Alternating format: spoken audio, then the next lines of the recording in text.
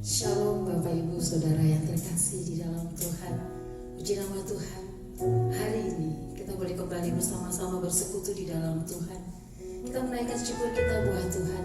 Terima kasih kita buat Tuhan Yesus. Oleh karena kasih-Nya, oleh karena kemurahan-Nya, kita boleh ada sampai hari ini. Mari nyatakan syukur kita buat Tuhan saat ini. Biar setiap kita yang ada di rumah-rumah rasakan kasih Tuhan, rasakan jamahan dan lawatan Tuhan pagi ini. Biar kita sama-sama mengalami perjumpaan dengan Tuhan saat ini. Dimuliakan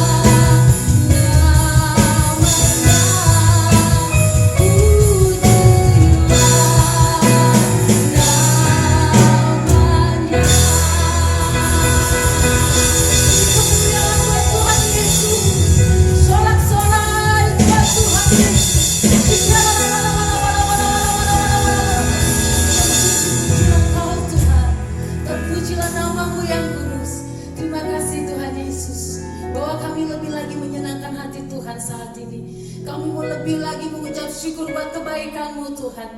Terima kasih Tuhan Yesus yang baik. Terus Roh Kudus-Mu ada atas kami saat ini. Kami mau lebih lagi bersorak-sorai untuk kemuliaan nama Tuhan. Terpujilah nama-Mu Yesus. Kami siap lebih lagi memuji Tuhan saat ini. Haleluya. Amin. Haleluya. Puji nama Tuhan. Tuhan Kau nyatakan Roh Kudus-Mu di tempat ini. Karena ada kebangkitan yang besar buat negeri kami. Haleluya.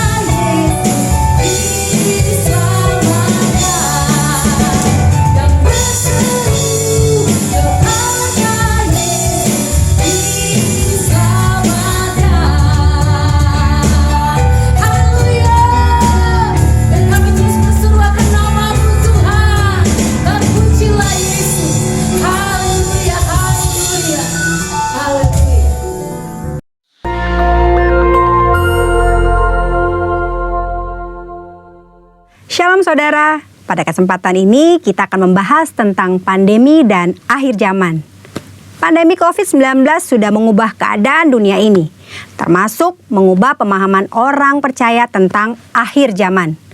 Banyak orang Kristen yang merasa kondisi yang sedang dialami ini seperti sedang menggenapi yang tertulis dalam Alkitab, terutama ayat-ayat yang berkaitan dengan akhir zaman.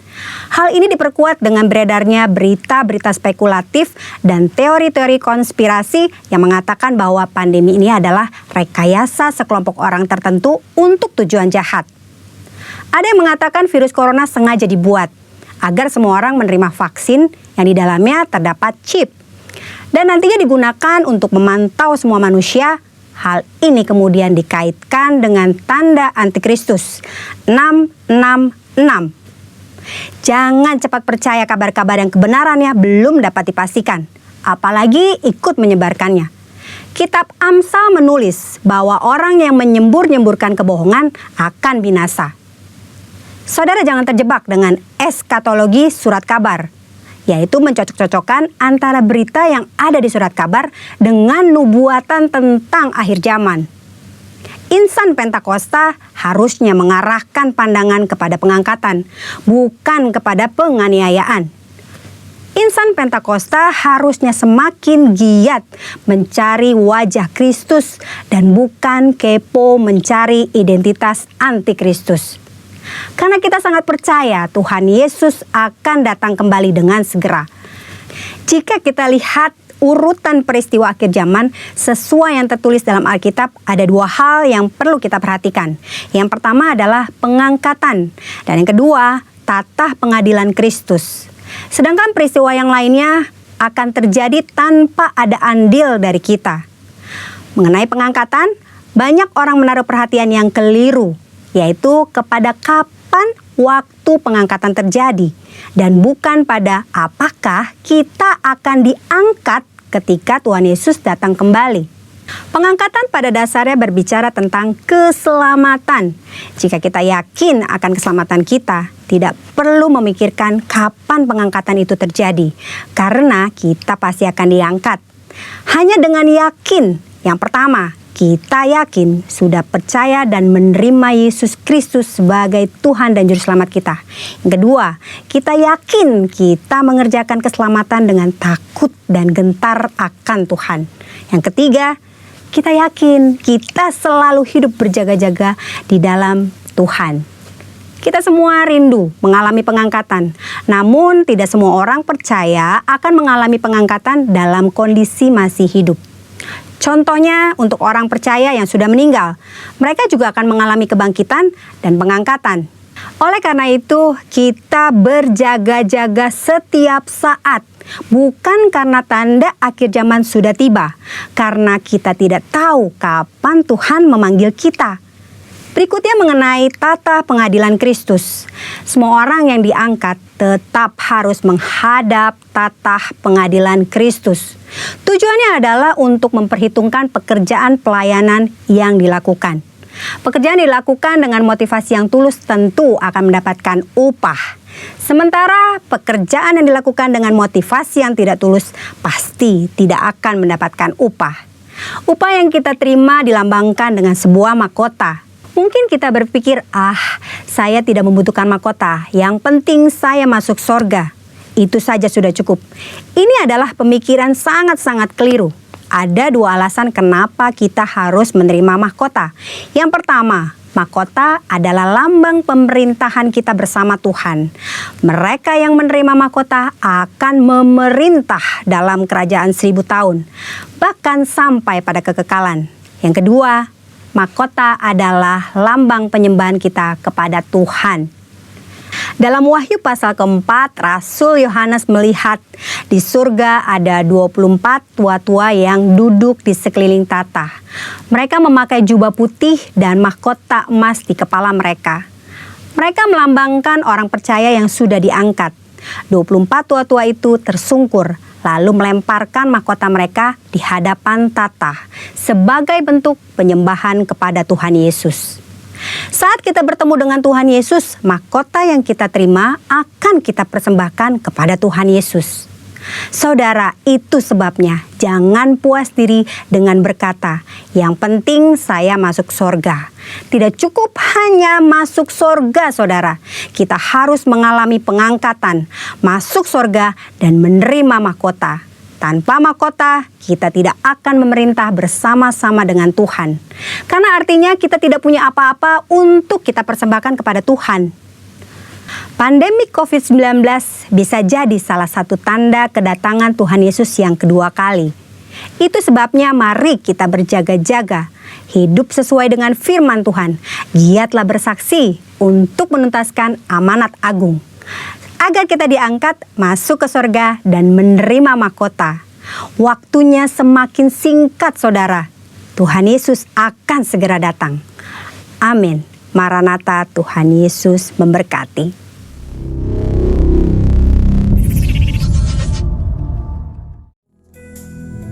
Tolong hidup kami lebih lagi Tuhan, untuk kami boleh menggenapi firman-Mu saat ini. Penuhi kami dengan bicara firman-Mu Tuhan saat ini. Biar kuasa Roh Kudus-Mu yang terus menuntun kami. Terima kasih Tuhan. Terima kasih Tuhan Yesus. Terima kasih ya Roh Kudus. Ulabaya shikaralabaya shikaralabaya alabaya alabaya shikaralabalabalabalabala. Hidupku menggenapi firman-Mu. Tanda mujizat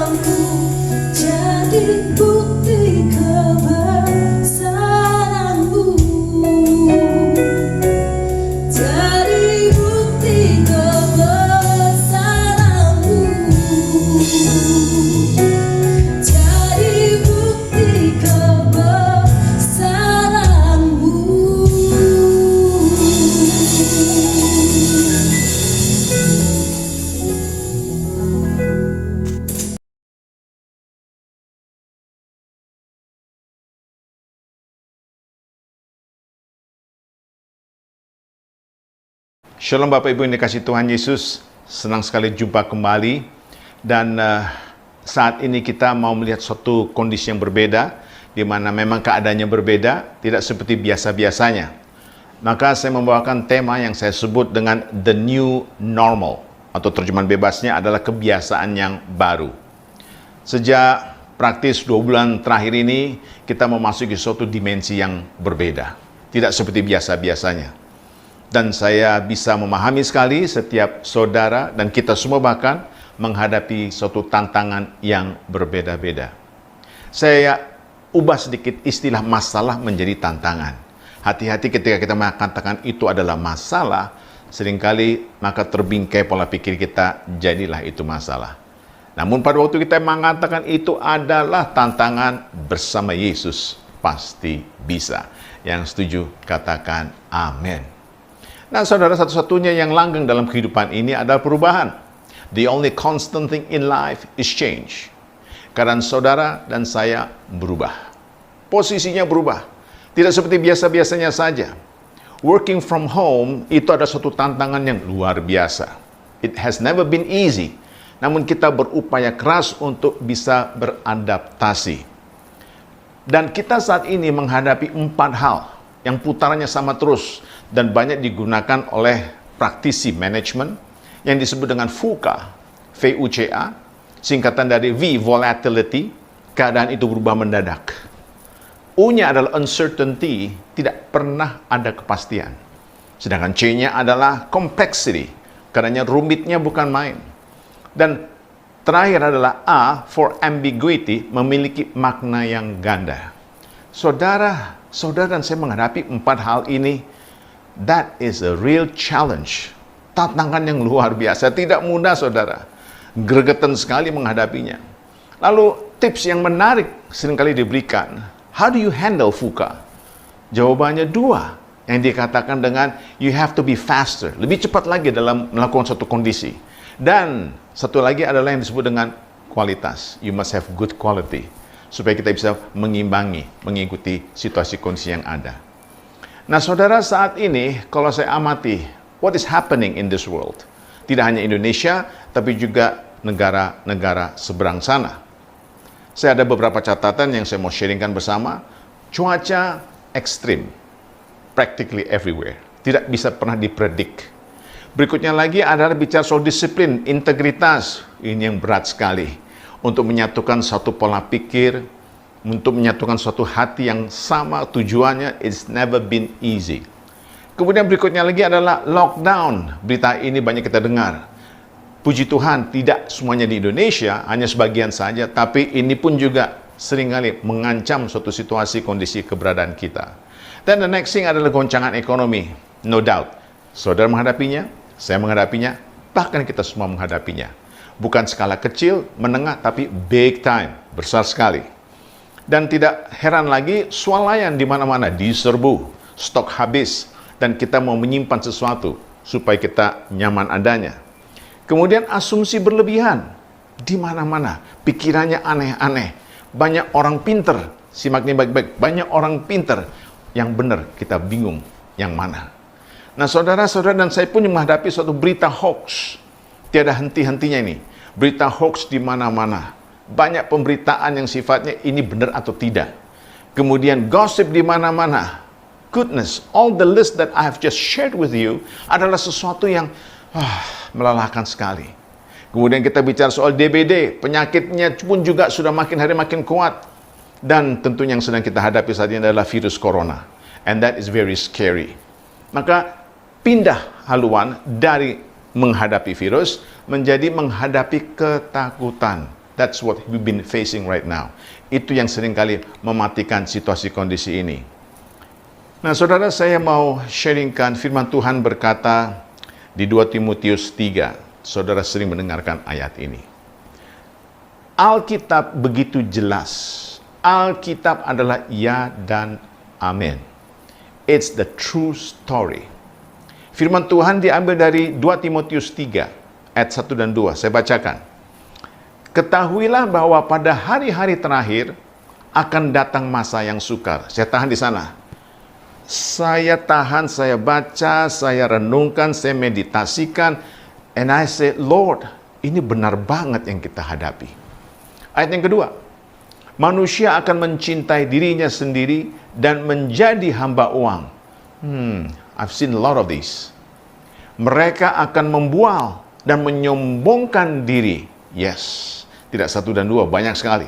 Mereka akan menjadi pemfitnah. Mereka akan berontak terhadap orang tua dan tidak tahu berterima kasih, tidak mempedulikan agama. That is sad news. Berita yang menyedihkan sekali. Firman Tuhan sudah mengatakan demikianlah akan kita hadapi. And it is happening even today. Nah saudara, satu hal yang menarik, saya masukkan dalam bahasa konteks asingnya demikian. History tells us that stress and difficult times bring people together. Sejarah mengatakan bahwa stres dan masa kesulitan menyatukan manusia. Ya, dengan situasi kondisi ini, saya perlahan dituntun Tuhan untuk lebih dalam lagi memahami makna, tujuannya. Why did He permit all this to happen di Indonesia dan di negara-negara lain? Ini supaya ada satu kesatuan. Interestingly, ada satu catatan yang menarik di sini. Kekuatan datang dari perbedaan, bukan keseragaman. So dengan kata lain, strength lies in differences, not in similarities. Karena kita beda, saling mencari tahu, saling melihat apa yang bisa saya bantu untuk bisa mendukung satu sama lain. Puji nama Tuhan Yesus. Ini semua banyak proses pembelajaran yang Tuhan izinkan bagi kita semua. Saudara perlu mengetahui satu hal. Anda diciptakan oleh Tuhan dan kembali kepada Tuhan. Sekali lagi, Anda diciptakan oleh Tuhan dan kembali kepada Tuhan.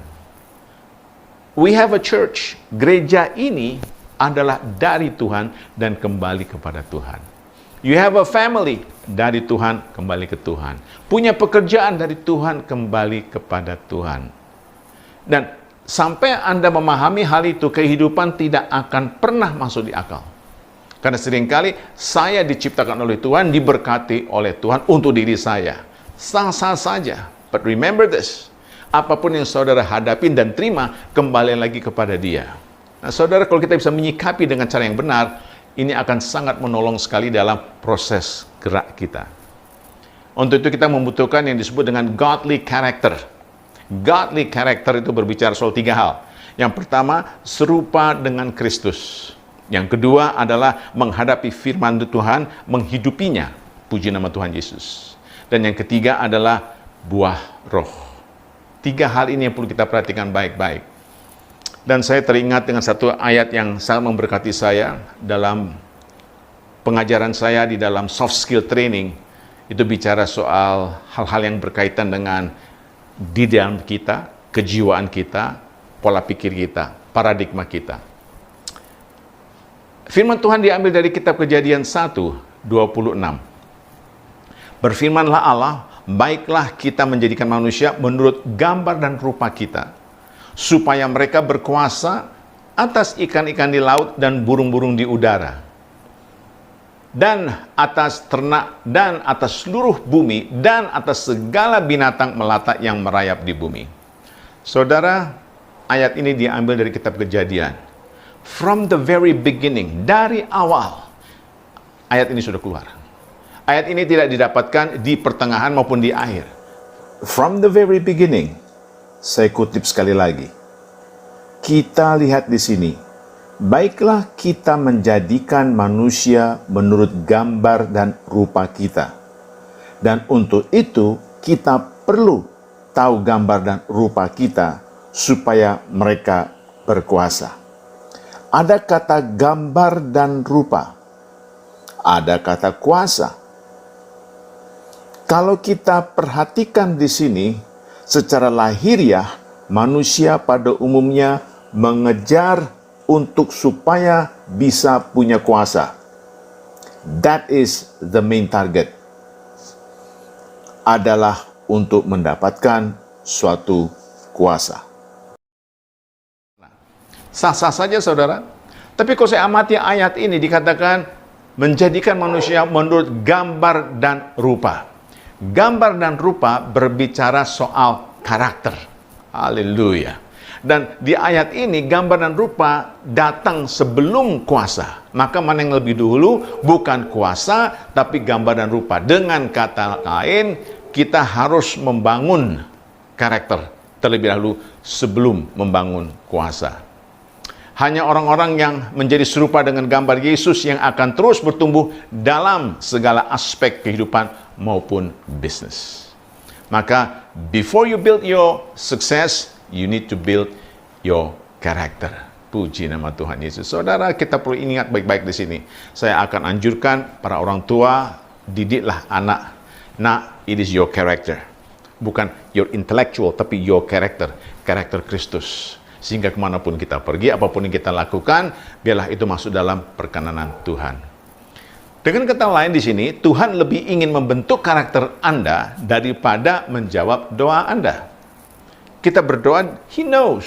Kita meminta, He knows. Kita menjerit, menangis, He knows. And God says, bukan itu permasalahannya. Kuncinya adalah it's your character yang sudah berubah. Dan dia bisa melakukan segala keajaibannya, mujizatnya dengan begitu mudah. Puji nama Tuhan Yesus. Nah, saudara, perlu diketahui di sini satu hal, goncangan akan terus terjadi.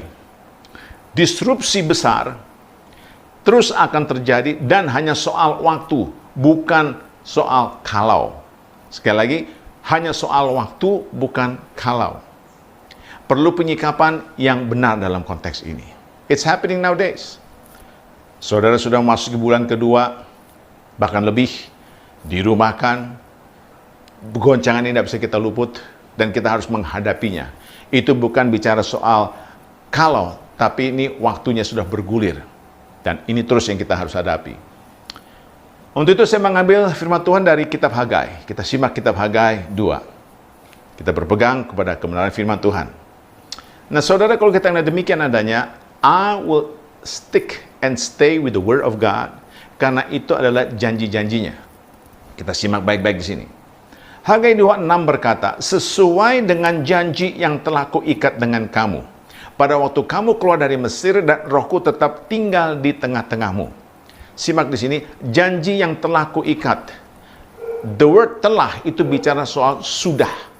Janji yang telah kuikat, janji yang sudah kuberikan kepadamu, berkat yang sudah kuturunkan kepadamu, kesembuhan yang sudah kuturunkan kepadamu. Katakan amin. Dan di waktu kamu keluar dari Mesir, Mesir berbicara soal tantangan, masalah, penyakit, kekurangan, kemiskinan, dan sebagainya. Dan dia berkata, Rohku, my spirit, puji nama Tuhan Yesus, tetap tinggal di tengah-tengahmu. Saya berdoa di dalam nama Tuhan Yesus, saat ini Roh Allah tetap tinggal di setiap saudara, di keluarga saudara, di perusahaan saudara. Oh, puji nama Tuhan Yesus. Yang percaya katakan amin. And the next statement he said, dia katakan lanjutnya adalah, janganlah takut. Simak baik-baik, I'll repeat this 3 times. Janganlah takut, janganlah takut, janganlah takut. That is God's message. Kita di tengah-tengah epidemi ini, and God says, janganlah takut. Dilanjutkan lagi di ayat yang ke-7. Sebab, beginilah firman Tuhan semesta alam, sedikit waktu lagi. Oh my God. Sedikit waktu lagi. Ada lagi. That means, goncangan masih terus terjadi. Maka aku akan menggoncangkan langit dan bumi, laut dan darat. He will shake bukan hanya laut dan bumi, dan juga bukan hanya laut dan darat, tetapi ekonomi digoncangkan, kesehatan digoncangkan, hubungan satu sama lain digoncangkan. Lalu kita di sini mengatakan, Tuhan, cukuplah Tuhan, tolong bantu kami, have mercy on us. Lalu kita lihat di sini, is this going to be only Indonesia? Tidak. Ayat ke-8 berkata, aku akan menggoncangkan segala bangsa. It's happening sekarang di mana-mana. Segala bangsa menghadapinya. Sehingga barang yang indah-indah kepunyaan segala bangsa datang mengalir. Nah, wait a minute. Tujuannya apa Tuhan kok izinkan goncangan terjadi di Indonesia dan segala bangsa? Dikatakan sehingga barang yang indah-indah kepunyaan segala bangsa datang mengalir. Sehingga ada suatu terobosan baru. All these blessings, berkat ini akan datang mengalir bagi mereka yang percaya pada Yesus, bagi mereka yang bertobat di dalam nama Tuhan Yesus. Dan barang-barang yang indah ini akan masuk kepada saudara, saya dan keluarga kita masing-masing. Dan dia berkata, aku akan memenuhi rumah ini, aku akan memenuhi keluarga ini, aku akan memenuhi setiap saudara yang mengisahkan program ini dengan kemegahan. Haleluya. That's His promise. Oh, haleluya Tuhan. Ini ayat sangat powerful sekali. Lalu ayat yang 9 berkata, kepunyaankulah emas dan perak. Demikianlah firman Tuhan semesta alam. Apa yang dikatakan, anakku, aku adalah bapakmu, aku kaya, aku memiliki segalanya. Tidak hanya kaya dari segi materi, tapi sarana aku pun juga mampu. Haleluya. Thank you, Father. Thank you, Papa. Lalu kita bertanya, what about our blessings? Bagaimana dengan berkat kita? Ayat 10 berkata, adapun rumah ini, saya tahan dulu di sini sebentar, adapun semua pemirsa yang melihat program ini, adapun keluarga demi keluarga, adapun gereja ini, haleluya, kemegahannya yang kemudian akan melebihi kemegahan yang semula. Kemegahannya kemudian akan melebihi kemegahannya yang semula. Berkat-berkat yang akan datang, haleluya, akan melebihi berkat-berkat yang kau terima saat ini. Katakan amin. Dan dikatakan di sini firman Tuhan semesta alam, dan di tempat ini, haleluya, di gereja ini, di keluarga ini, semua para pemirsa ini, dia berkata, aku akan memberi damai sejahtera. Kita beri kemuliaan bagi Tuhan Yesus. Amin, saudara. That is His promise. Dan kita lihat, orang-orang Israel telah dituntun dari tanah Mesir ke tanah perjanjian. Berapa banyak di antara saudara yang mau dituntun ke tanah perjanjian? Oh, haleluya. Kalimatnya barusan saya baca, orang-orang Israel secara Alkitabiah, saudara dan saya panggilannya adalah the Israelites. Kita adalah orang-orang Israel. Dituntun dari tanah Mesir, dari yang bermasalah, dari yang berkekurangan, dari segala macam sakit penyakit, ke tanah perjanjian. You are about to enter the promised land. Haleluya. Mereka sebetulnya adalah pilihan umat Allah, dituntun dan dipedulikan oleh kuasa Roh Kudus, yaitu saudara dan saya. Walaupun Tuhan telah menghukum karena dosa-dosa mereka, dikatakan di sini, dia tetap peduli dan berpegang pada janjinya. Haleluya. Dan tidak pernah meninggalkan mereka. Dan untuk itu Tuhan ingin membangun baitnya kembali. So you and I have gone through all the ups and downs, struggling in life, porak-poranda, segala macam yang kacau balau adanya. Dan Tuhan mengatakan, aku ingin bangun baitnya kembali. Dan dia memiliki segala sarananya, emas dan perak dia miliki. Dan ingin membangunnya kembali. Tetapi dia memerlukan tangan-tangan yang mau melakukan bersama dia. Saya memahami satu hal di sini. Tuhan punya karakter adalah selalu ingin memitrakan, bermitra dengan partnership, you and I. Dia bisa melakukan tanpa saudara dan saya. He can do all the miracle things in life. Puji nama Tuhan Yesus. But He, luar biasa, ingin mengadakan suatu intimasi bersama kita. Tuhan telah memilih untuk melakukan pekerjaannya melalui umatnya. Dia sediakan sumbernya, tetapi tangan-tangan yang mau melakukan harus turut mengerjakannya. Berapa banyak di antara saudara yang mau turut melakukan bersama dia? Haleluya. Listen guys, listen very carefully. Dia menyatakan saudara dan saya adalah mitranya. Puji nama Tuhan Yesus. Nah, untuk itu saudara, karena pola pikir kita sudah terbentuk, kehidupan diawali dari akhir zona nyaman Anda. Saya baca sekali lagi. Kehidupan diawali dari akhir zona nyaman Anda. Saya banyak melihat di luar sana orang tuh nyaman dalam kesulitan, nyaman dalam kesusahan, nyaman dalam kesakitan. No. And God says, my child, on your feet, beranjaklah, do something, ikuti aku, dan taatlah dengan segala perintahku. Itu pesan yang begitu kuat sekali.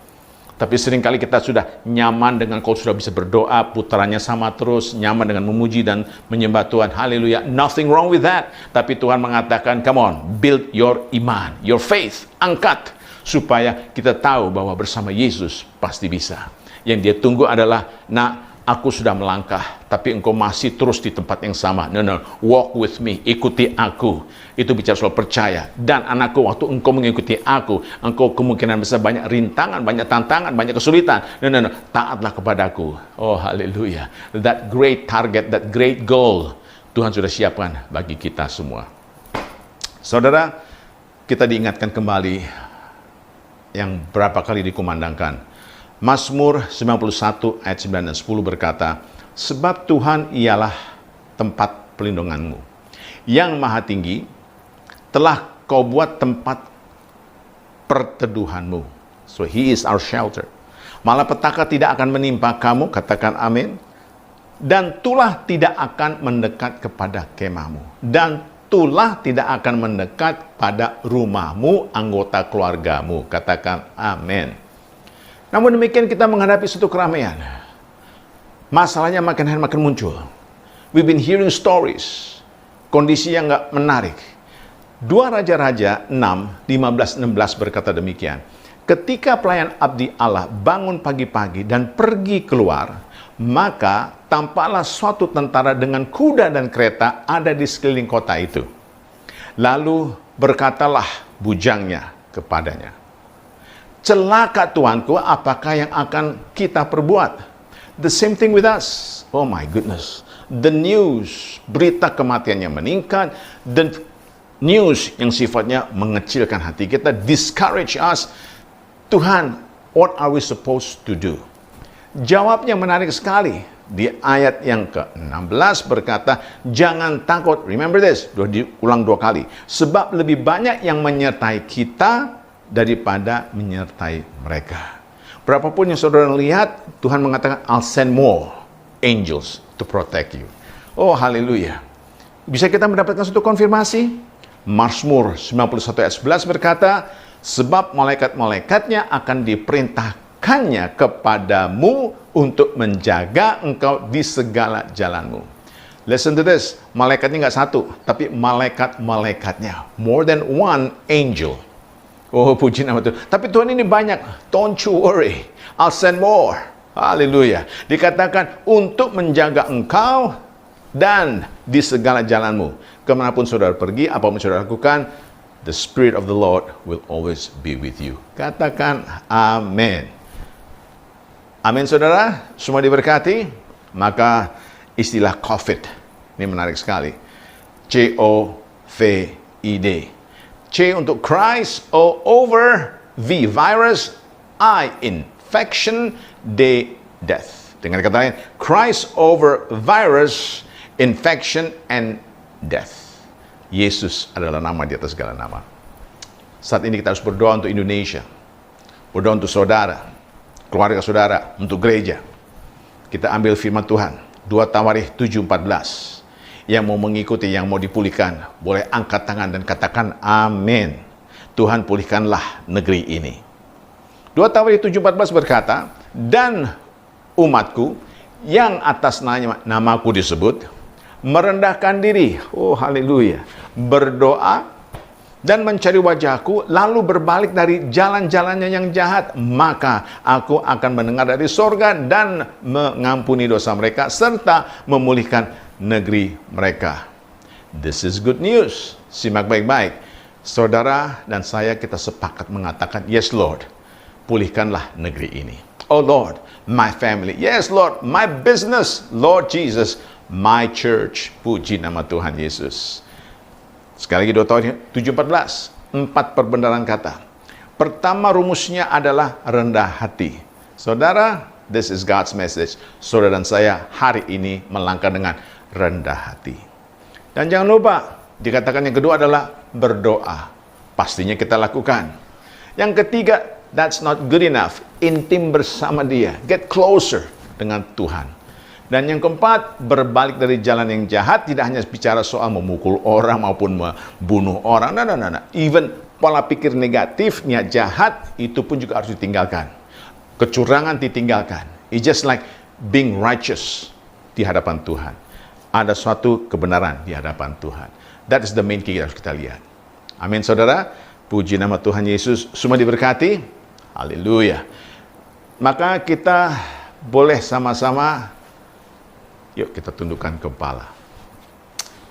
Bapa Surgawi, terima kasih untuk hari ini. Kami semua sudah mendengarkan kebenaran firman-Mu dan pengajaran-Mu. Terima kasih Bapa. Saat ini di mana kami berada menghadapi the new normal Tuhan. Terima kasih kami boleh dibekali.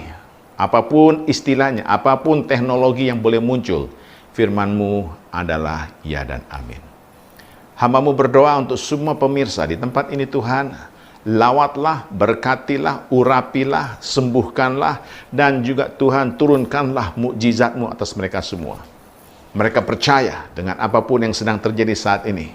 Engkau boleh izinkan. Namun di balik itu semua Bapa, kami memahami goncangan apapun boleh terus terjadi. Namun dengan sikap kami yang benar, yaitu rendah hati, yaitu doa, yaitu tetap intim bersama-Mu, yaitu berbalik dari jalan yang jahat, kami percaya.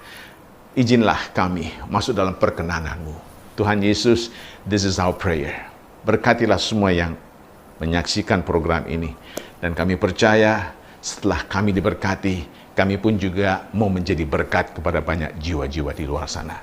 Bapa, terima kasih. We give you all the praise. We give you all the honor. Engkau adalah Allah satu-satunya, Tuhan dan Juru Selamat kami. Haleluya.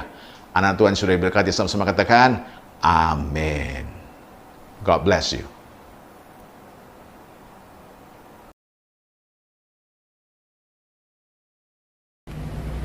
Mari Bapak-Bapak dan Ibu-Ibu yang dikasihi Tuhan Yesus, kita berdoa.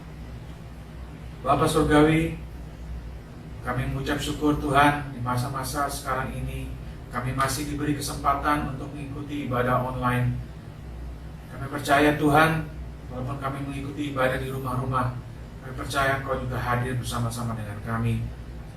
Firman-Mu berkata, 2-3 orang berkumpul di dalam nama-Mu, maka Engkau hadir bersama-sama dengan kami. Kami juga mengucap syukur atas firman yang telah kami dengar. Biarlah firman itu tertanam dan dimateraikan oleh Roh Kudus dalam hati kami, sehingga firman itu bertumbuh, bahkan berbuah, dan kami menjadi pelaku-pelaku firman-Mu dalam kehidupan kami sehari-hari. Kami berdoa juga bagi hamba-Mu yang telah menyampaikan firman, kiranya Engkau memberkati pelayanan dan pekerjaan beserta keluarga yang besarnya Tuhan, hingga apa yang perbuat hamba-Mu ini boleh berhasil. Kami berdoa bagi gembala kami, Bapak James Pranoto beserta keluarganya, biar ada tongkat gembala dan hikmat marifat selalu menyertai Pak James, sehingga Pak James boleh memimpin setiap kami, jemaat-Mu ya Tuhan di TGB Pondok Indah, dan juga sebagai gembala Rayon 1A, sesuai dalam kehendak-Mu. Bapak Surgawi, kami juga berdoa bagi negara dan bangsa kami. Kami berdoa bagi pemerintah, bagi pemimpin kami, Bapak Presiden Jokowi dan wakilnya Bapak Maruf Amin beserta jajaran menteri-menterinya. Mari Tuhan, biar ada roh yang takut akan Engkau Bapak, juga hikmat dalam menyertai dalam kepemimpinan mereka ya Tuhan. Sehingga mereka apapun keputusan yang diambil adalah sesuai dalam kehendak-Mu. Kami berdoa juga Tuhan buat bangsa kami ya Tuhan. Kami percaya Pentakosta ketiga terjadi di tengah-tengah kami. Kami berdoa Tuhan bagi generasi Yeremia untuk bangkit di dalam nama Tuhan Yesus. Kami percaya bahwa di Pentakosta ketiga ini Tuhan, generasi Yeremia akan bangkit menjadi terang, menjadi pasukan-pasukan-Mu ya Bapa. Kami percaya Tuhan di dalam nama Tuhan Yesus. Kami juga perkatakan kepada COVID-19 dan resesi ekonomi, kami perkatakan diam dan tenanglah di dalam nama Tuhan Yesus yang berkuasa. Kami juga berkatakan bagi mereka yang sakit, mereka sembuh oleh bilur-bilur Yesus. Terima kasih Tuhan, terima kasih Bapa Surgawi. Kami memberkati gereja kami, setiap gereja-gereja juga Tuhan ada unity, ada persatuan di antara gereja-gereja ini Tuhan.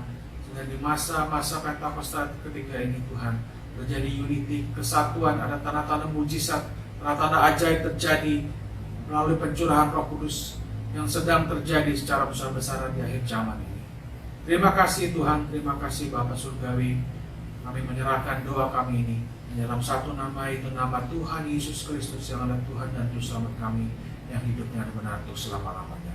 Haleluya, puji Tuhan. Amin.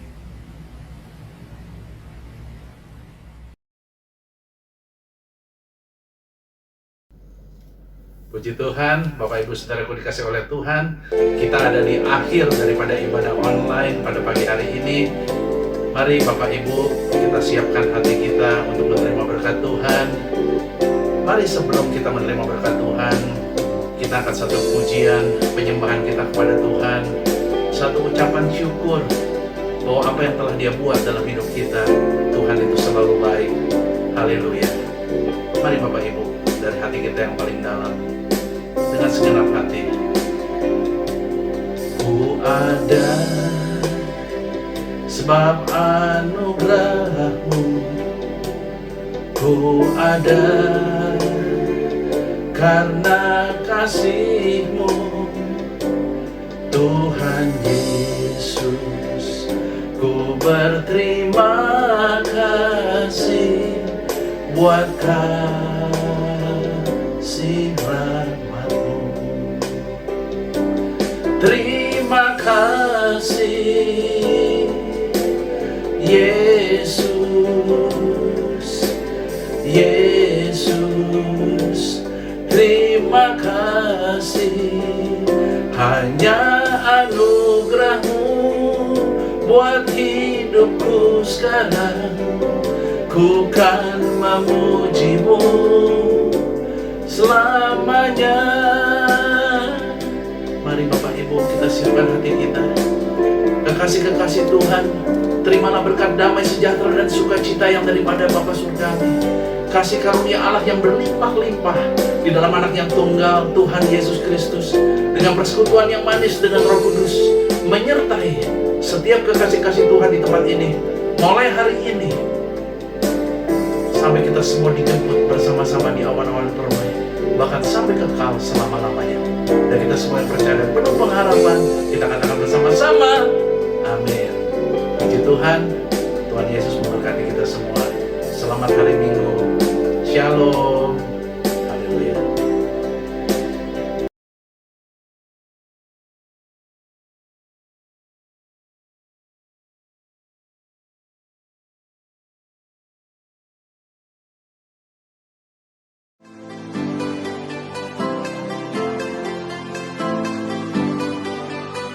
Shalom saudara-saudara, udah pada ikut Cool belum? Cool, Community of Love, di mana kita bisa berkumpul bersama, sharing, dan bertumbuh di dalam Tuhan.